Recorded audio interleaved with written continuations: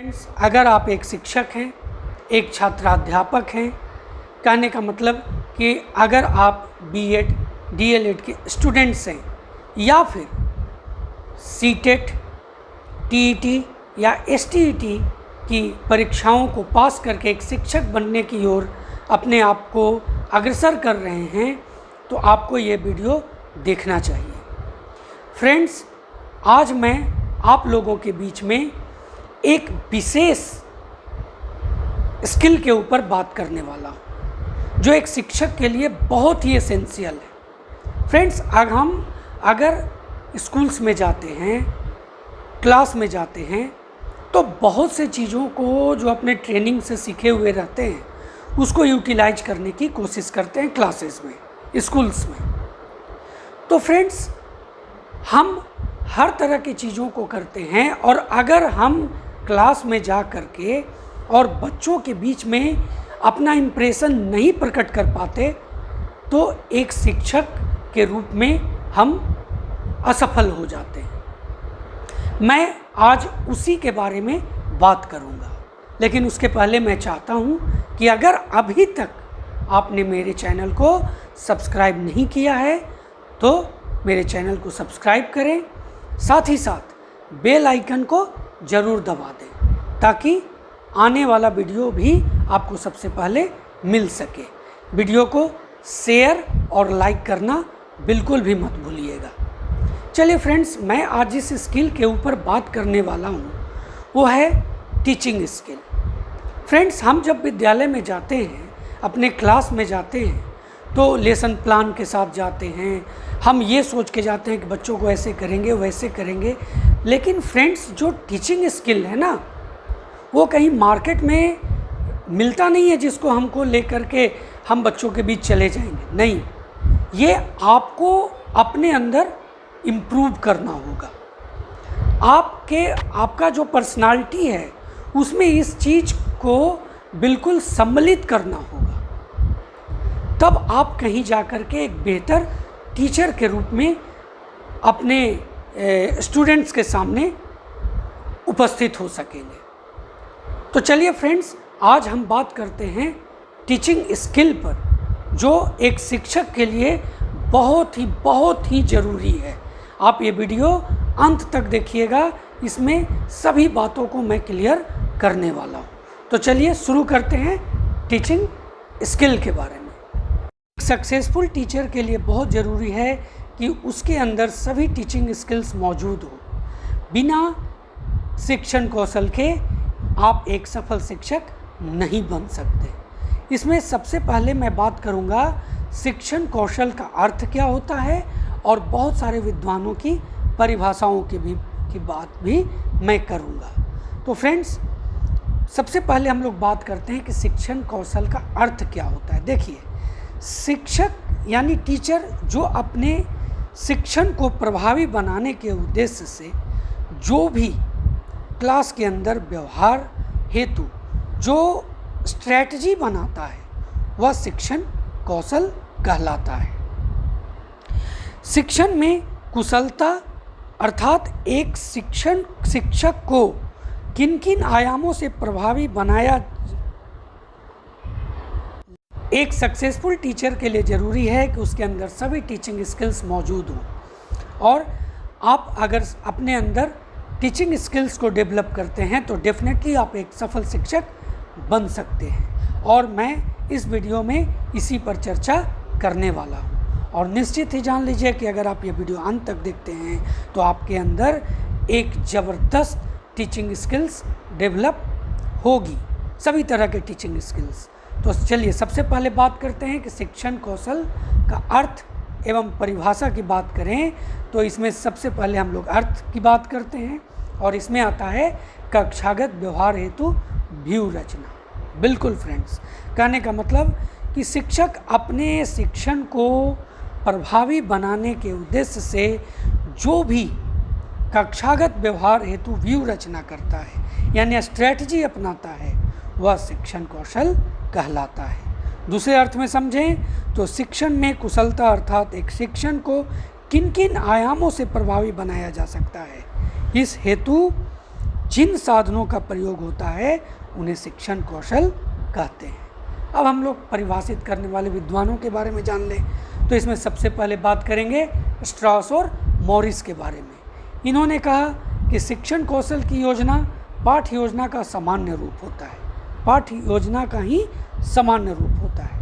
इसमें वांछित व्यवहार परिवर्तन के लिए अनुदेशन योजना सम्मिलित होती है। इसमें क्या सम्मिलित होती है? अनुदेशन। इसमें युक्तियों की योजना भी तैयार की जाती है, यानी आप कैसे पढ़ाते हैं, कैसे आपको पढ़ाना है, कैसे बच्चे समझेंगे, आप अपना इम्प्रेशन कैसे बच्चों के बीच रख सकेंगे। तो पाठ्य योजना का कौशल आयोजन, आप कितना बढ़िया से आप अपने लेसन प्लान को रखते हैं, इन संपूर्ण पाठ्यक्रम का ही अंग होता है टीचिंग स्किल्स। दूसरे हैं एन.एल. गेज। एन.एल. गेज ने कहा कि शिक्षण कौशल वह विशिष्ट अनुदेश प्रक्रिया है जिसे टीचर अपनी कक्षा शिक्षण में प्रयोग करता है। यह शिक्षण क्रम की विभिन्न क्रियाओं से संबंधित होता है जिन्हें शिक्षक अपनी कक्षा अंत क्रिया में लगातार उपयोग करता है। बी के पासी की बात करें तो इन्होंने कहा कि शिक्षण कौशल संबंधित शिक्षण क्रियाओं अथवा उन व्यवहारों के संपादन से है जो छात्रों के सीखने के लिए सुगमता प्रदान करने के विचार से किया जाता है। अब हम लोग बात करेंगे कि मुख्य शिक्षण कौशल कौन कौन है। फ्रेंड्स, आप जान लीजिए 22 शिक्षण कौशल होते हैं। यहाँ पर मैं आपके बीच में 7 शिक्षण कौशल लेकर के उपस्थित हूँ, और निश्चित ही मान लीजिए कि अगर आप ये 7 शिक्षण कौशल समझ लीजिएगा, इसका प्रयोग कीजिएगा अपने क्लास में, तो बाकी शिक्षण कौशल ऑटोमेटिक आपसे इंक्लूड हो जाएंगे। तो देखिए इसमें क्या क्या है। तो इसमें है सबसे पहले प्रश्न कौशल, क्वेश्चन स्किल। दूसरा व्याख्यान कौशल, इंटरप्रिटेशन स्किल। तीसरा उदाहरण कौशल, एग्जाम्पल्स स्किल। चौथा प्रस्तावना कौशल, इंट्रोडक्शन स्किल। पाँचवा पुनर्वलन कौशल यानी रेनफोर्समेंट स्किल। छठा उद्दीपन कौशल, स्टिमुलस स्किल। सातवां श्यामपट्ट प्रयोग कौशल। आप ये 7 का प्रयोग कीजिए और आप एक बेहतर शिक्षक बन सकते हैं। सबसे पहले हम लोग बात करेंगे प्रश्न कौशल यानी क्वेश्चंस स्किल के बारे में। फ्रेंड्स, शिक्षण प्रक्रिया में प्रश्न कौशल की महत्वपूर्ण भूमिका है। टीचर्स को प्रभावपूर्ण क्वेश्चंस स्किल में निपुण होना आवश्यक है। निपुण का अर्थ है अधिगम प्रक्रिया को गति देने से, यानी आप सीखने की जो प्रक्रिया है उसको आप गति दे सकते हैं क्वेश्चंस स्किल के माध्यम से। देखिए, अधिगम में प्रश्न कौशल को 3 भागों में विभाजित किया गया है। इसमें क्या क्या? तो संरचना, प्रक्रिया और उत्पादन। तो देखिए संरचना क्या है। तो संरचना के बारे में अगर हम बात करें तो इसके अंतर्गत व्याकरणिक शुद्धता सबसे पहले।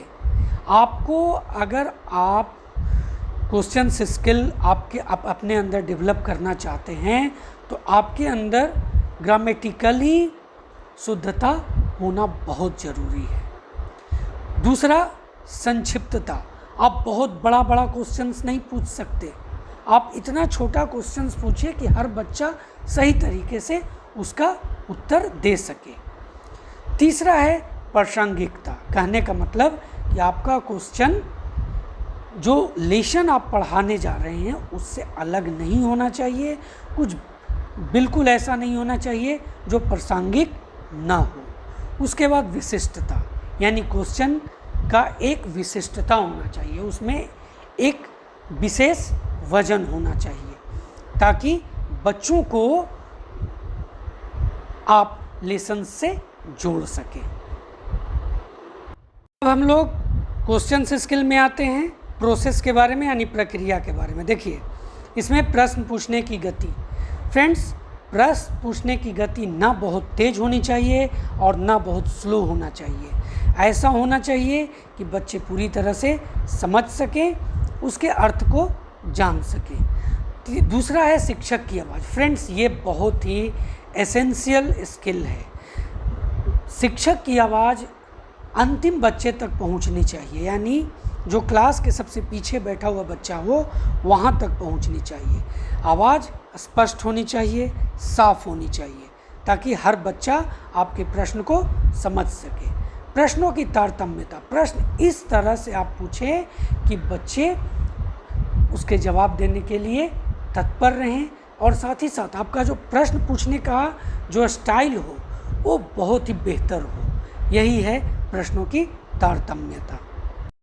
अब हम लोग तीसरा जो है वो प्रोडक्ट है, उत्पादन के बारे में बात करते हैं। तो देखिए, छात्र बौद्धिक स्तर से कठिन प्रश्न।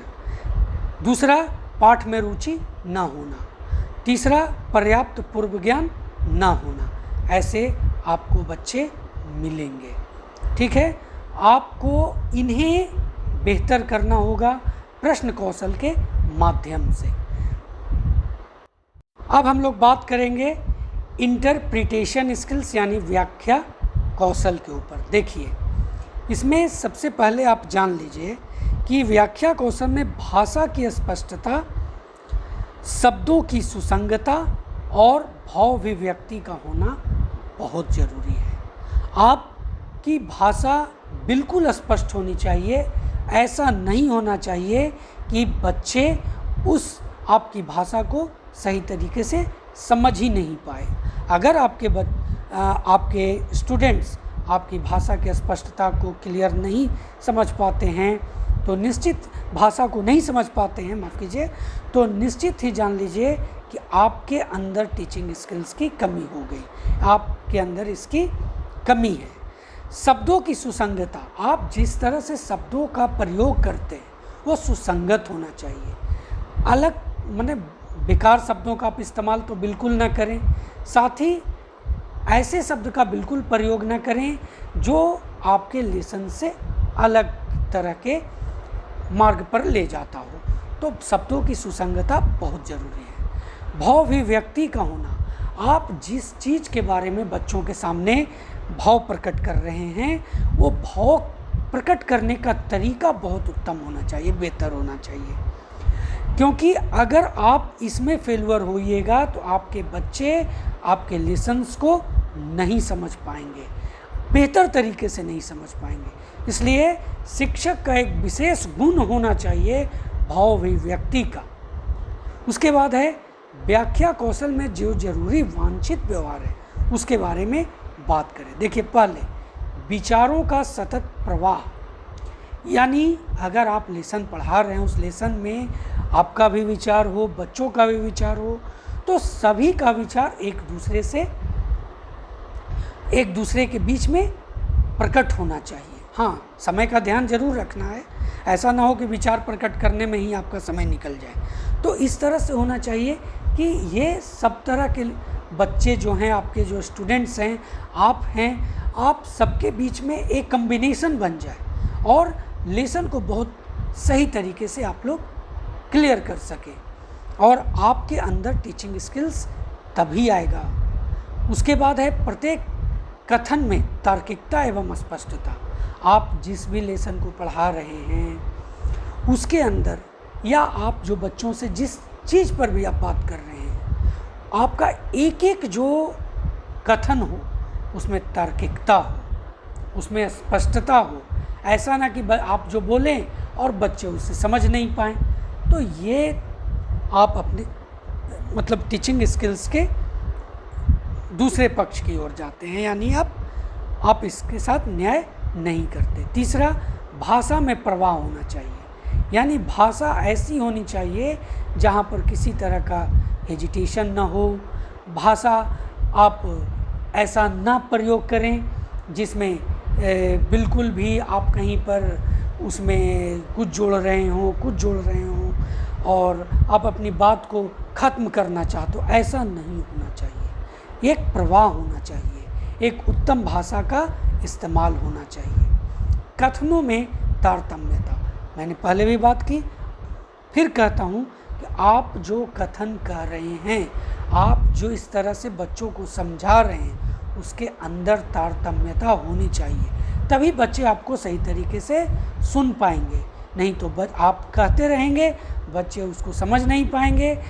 जो बच्चे होंगे वो फिर इधर उधर बातचीत करना शुरू करेंगे, या वो बिल्कुल भी आपको समझिए कि आपका इम्प्रेशन उनके ऊपर नहीं जा पाएगा। अब हम लोग बात करेंगे एग्जाम्पल स्किल्स के बारे में, यानी उदाहरण कौशल के बारे में। देखिए, इस कौशल से आप जो भी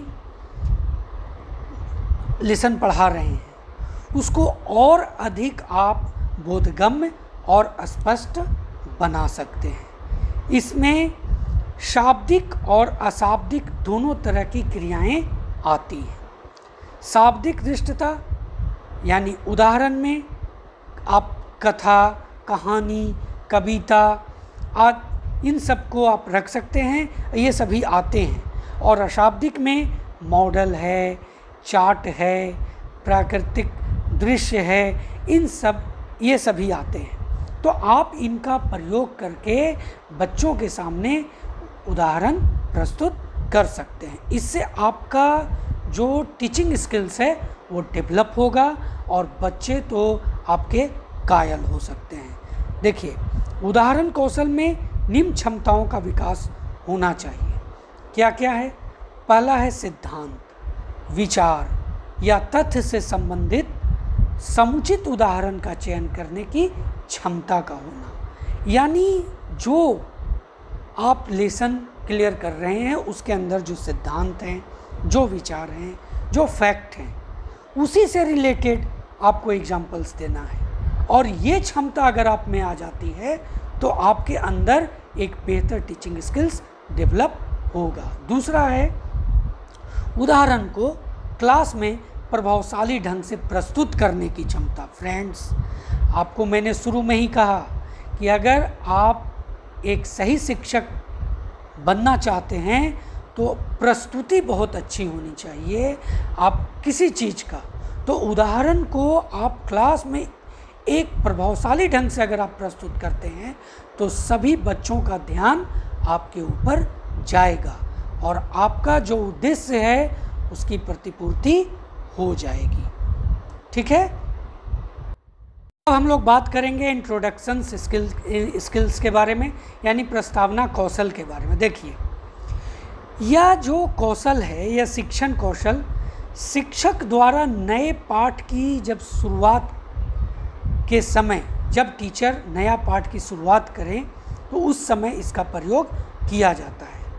इस कौशल की यह मान्यता है कि पाठ का जब प्रस्तुतिकरण आप करते हैं तो कितना आकर्षक और रोचक होगा, ये आपके ऊपर डिपेंड करता है। अगर आप इसे आकर्षक और रोचक बनाते हैं तो जितने भी स्टूडेंट्स होंगे पाठ को ध्यानपूर्वक और अधिक केंद्रित होकर पढ़ेंगे। शिक्षक द्वारा छात्रों को नवीन पाठ की ओर केंद्रित करने के लिए विद्यार्थियों के पूर्व ज्ञान, आप पहले के ज्ञान की परीक्षा इससे ले सकते हैं, है ना, जिससे नवीन ज्ञान द्वारा प्रदान करने में सुविधा हो सके और शैक्षिक उद्देश्यों की प्राप्ति आसानी से हो सके। अब इसमें हम लोग बात करेंगे प्रस्तावना कौशल के घटक के बारे में। तो देखिए, घटक क्या है? पहला है चित्रों अथवा रेखा चित्रों के द्वारा छात्रों को समझा सकते हैं आप। चित्र आप तो या कहीं से आप ले सकते हैं या ब्लैक बोर्ड पर बना सकते हैं। रेखा चित्र आप खींच करके बच्चों को समझा सकते हैं। दूसरा, कहानी द्वारा प्रभावशाली शिक्षण को आप जन्म दे सकते हैं, यानी आप अपने पाठ को शुरू करने से पहले आप एक ऐसा रोचक कहानी प्रस्तुत करें जो सीधे सीधे आपको उस पाठ पर ले आए। तीसरा, काव्यांश द्वारा शिक्षण को प्रभावशाली बनाना और विद्यार्थियों को आकर्षित करना, ये बहुत इम्पॉर्टेंट है। उसके बाद है दृश्य श्रव्य साधनों को उपर्युक्त रूप से प्रस्तुत करना। उपर्युक्त ये टू नहीं है। दृश्य श्रव्य साधनों का आप इस्तेमाल कर सकते हैं। आजकल आप देखते हैं कि टेलीविज़न का इस्तेमाल स्कूल्स में हो रहे हैं, कंप्यूटर्स का इस्तेमाल हो रहे हैं। तो दृश्य श्रव्य साधनों को उपयुक्त तरीके से रूप से आप प्रस्तुत कर सकते हैं। उसके बाद है क्रमबद्ध रूप से पाठ का विवरण देना, यानी आप स्टेप बाय स्टेप आप अपने लेसन का बच्चों के सामने अगर आप विवरण दीजिएगा, अपना उनसे डिस्कशन कीजिएगा, तो निश्चित ही बच्चे आपकी बात को ध्यानपूर्वक सुनेंगे और आपका जो शिक्षण उद्देश्य है वो पूरा हो जाएगा। अच्छे टीचर का सबसे बड़ा गुण जो होता है उसके अंदर इन्फोर्समेंट स्किल्स का, यानी पुनर्वलन कौशल का होना। देखिए, पुनर्वलन कौशल की बात करें तो यह दो प्रकार का होता है। पहला सकारात्मक पुनर्वलन और दूसरा नकारात्मक पुनर्वलन। देखिए, सकारात्मक पुनर्वलन जो है उसके अंतर्गत क्या आता है, तो सकारात्मक पुनर्वलन भी दो तरह का होता है। एक सकारात्मक शाब्दिक पुनर्वलन, जिसके अंतर्गत आप बोलते हैं बच्चों को बहुत सुंदर, अति उत्तम आदि, या दूसरा जो है अशाब्दिक पुनर्वलन, इसके अंतर्गत आप हाव भाव के थ्रू अपने हाथ का इस्तेमाल करके, अपने आँख का इस्तेमाल करके आप इसके ये करते हैं, ये अशाब्दिक पुनर्वलन है। अब नकारात्मक पुनर्वलन की बात करें तो ये भी दो प्रकार का होता है। एक शाब्दिक नकारात्मक पुनर्वलन, जिसके अंतर्गत आप बच्चों को दंड दे देते हैं, आप गुस्सा करते हैं उनसे, और अशाब्दिक पुनर्वलन के अंतर्गत जो आते हैं आप आंख दिखाते हैं, मुंह फेर लेते हैं बच्चों से। तो नकारात्मक पुनर्वलन तो बिल्कुल भी नहीं होना चाहिए। एक अच्छे शिक्षक का ये गुण होता है और टीचिंग स्किल्स का भी बहुत बड़ा गुण होता है कि आपके अंदर नकारात्मक पुनर्वलन न हो। अब जो है उद्दीपन कौशल, स्टिमुलस स्किल, बहुत इम्पॉर्टेंट स्किल है। इसमें हम लोग देखिए, शिक्षक द्वारा छात्रों के ध्यान को आकर्षित कर, ध्यान दीजिए, यही तो है अट्रैक्शन, ठीक है। शिक्षक द्वारा छात्रों के ध्यान को आकर्षित कर पाठ्य वस्तु पर केंद्रित कराने के लिए उद्दीपन कौशल का प्रयोग किया जाता है, और ये टीचर के लिए बहुत एसेंशियल होता है। देखिए, उद्दीपन कौशल में निम्न तत्व समाहित होते हैं। वन नहीं, देखिए आप, निम्न तत्व समाहित होते हैं। पहला संचलन, दूसरा हाव भाव, तीसरा इंगित, चौथा वाक् परिवर्तन, पांचवा केंद्रन, छठा अंतरक्रिया शैली परिवर्तन, सातवां विराम और आठवां मौखिक दृश्य। संचलन, आप जो पढ़ा रहे हैं वो बेहतर तरीके से आपकी बात भी रखी जाए, आगे बढ़ती रहे, और आप बच्चों में उद्दीपन भी उत्पन्न कर सके। हाव भाव आपका ऐसा होना चाहिए, आपके हाव भाव से बच्चों को आकर्षित होने का एक तरह से उद्दीपन होना चाहिए। स्टिमुलस जो जिसके बारे में कहते हैं, हाव भाव बहुत बड़ा फैक्टर होता है। आप कहीं इंगित करते हैं किसी चीज़ पर तो बच्चे ध्यान दें उसके तरफ। वाक् परिवर्तन, आप जैसे एक तरह से बिल्कुल भी ना बोलें, आपका बोलने की जो गति हो वो परिवर्तन होना चाहिए, आपके बोलने का तरीका में अंतर होना चाहिए। पांचवा केंद्रन, यानी सेंट्रलाइज करना, यानी बच्चों को केंद्रित करना किसी बात पर। अंतःक्रिया शैली परिवर्तन, यानी आप जो भी कार्य कर रहे हैं आप एक तरह के कार्य न करें, उसमें परिवर्तन करते रहें। हाँ, ऐसा कार्य होना, परिवर्तन होना चाहिए जो सब्जेक्ट आप जो लेसन पढ़ा रहे हैं उससे रिलेटेड हो। विराम, बीच बीच में आपको ऐसा होना चाहिए कि आप धारा प्रवाह लगातार ना बोलें, उससे बच्चों के अंदर उद्दीपन तो आने की बात ही दूर रखिए। निश्चित जान लीजिए कि बच्चे आपके बात पर बिल्कुल ध्यान नहीं देंगे। तो विराम हमेशा रखना चाहिए और बीच बीच में बच्चों में छेपक भी रखना चाहिए। अगला जो है मौखिक दृश्य।